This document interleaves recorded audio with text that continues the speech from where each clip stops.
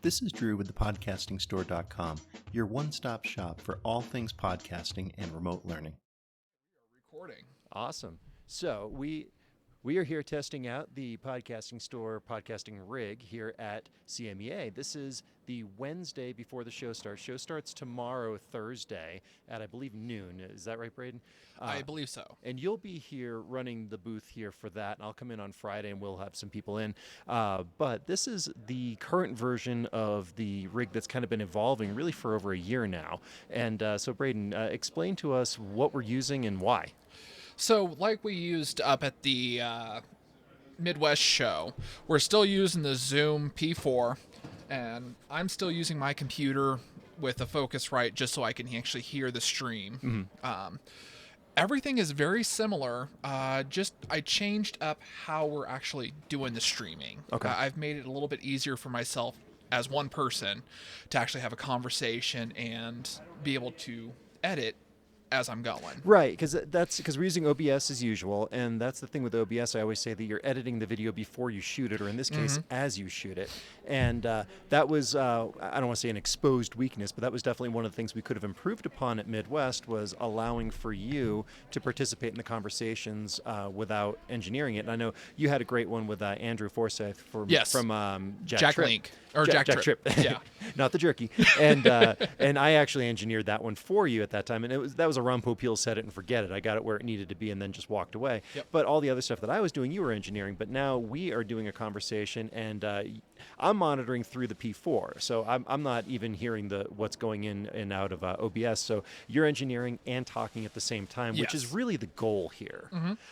Because that's always, I mean, I do this stuff with OBS at home by myself and all that, but I'm not having conversations with people. I'm not using it like this. And then this is what I want this to be.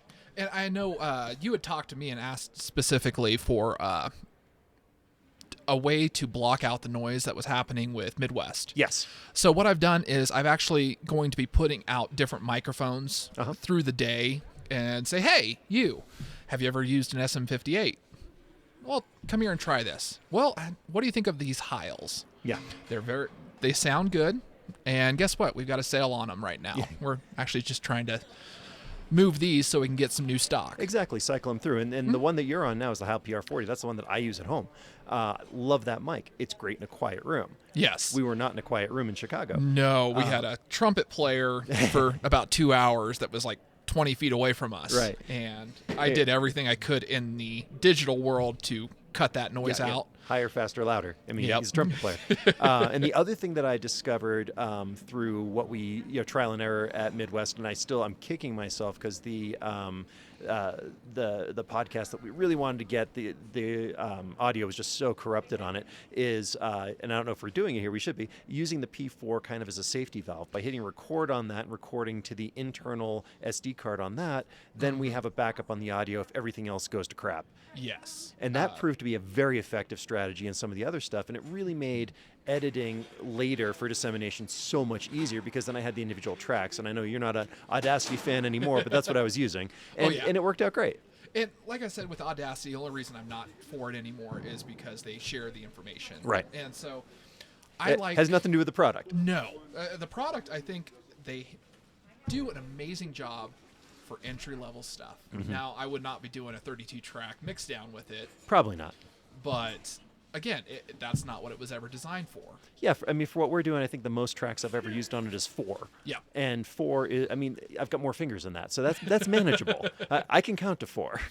And I know we talked about it before, but if people haven't been following along, right now we're using iPhones as cameras as opposed to any other webcams or whatnot. And when people stop by at the booth, I can tell them how we kind of evolved into that. Mm-hmm. What else could we use? I mean, is it just going to be an Apple product? And I already know the answer, but that's okay. I use a program called DroidCam.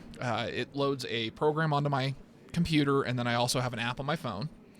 It's really simple. I literally just open up the program on my computer, open up the app, and they automatically connect. Cool. Yeah, and on the Apple, there's I forget what it's OBS iOS source, something like that that you use, and that's an app that you got to download, and that's what we're using right now, and that just connects in nicely because we're in a situation where we can't trust the Wi-Fi. No, but I will say I've been really impressed with the app that you have for these iPhones.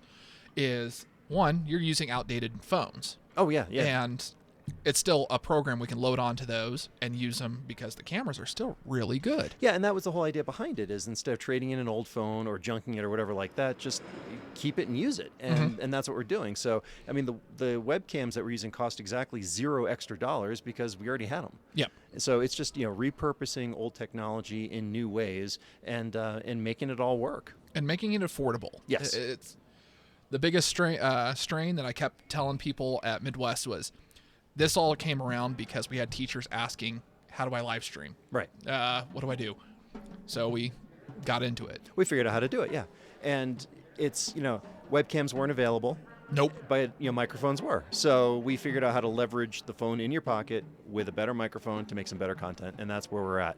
So, yeah, that's the rig here at CMEA. We're pretty well set up, and if you're at the show, stop on by, and Braden and I will walk you through it, and we'll do some recording. Sounds like a plan. All right. Thanks, Braden. Thank you. If you're facing a unique problem with podcasting or remote learning, we can help. Reach out to us at thepodcastingstore.com and we'll see what solutions we can find for you. And if you like what you hear, do me a favor and tell a friend. Follow us on Facebook, subscribe to our YouTube channel, and sign up for our e-newsletter, and you'll never miss another podcast or video again. This is Drew with thepodcastingstore.com. Thank you for listening.